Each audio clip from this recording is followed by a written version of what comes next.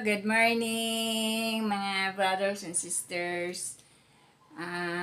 Naka-income po ako ng 100 pesos. So, magbibigay po ako ng tithing 10 bahagi ng ating Ama sa ating Ama sa Langit. Yan, bibigay ako ng 10.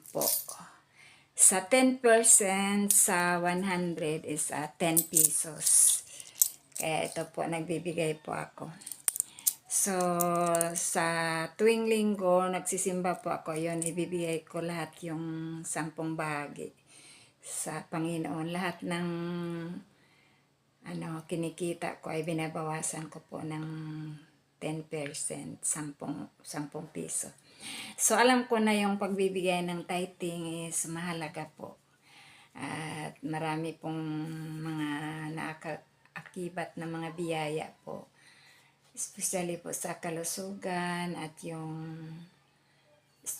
temporal na mga blessings. So yan po ang pinakamahalaga, at yung buhay na walang hanggan, yan po ang spiritual na blessing na ibibigay sa atin ng Panginoon kapag nagbibigay po tayo ng 10 bahagi sa Kanya. So, salamat po.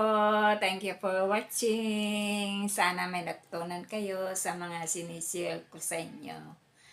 At mahal na mahal ko po kayo. Bye-bye.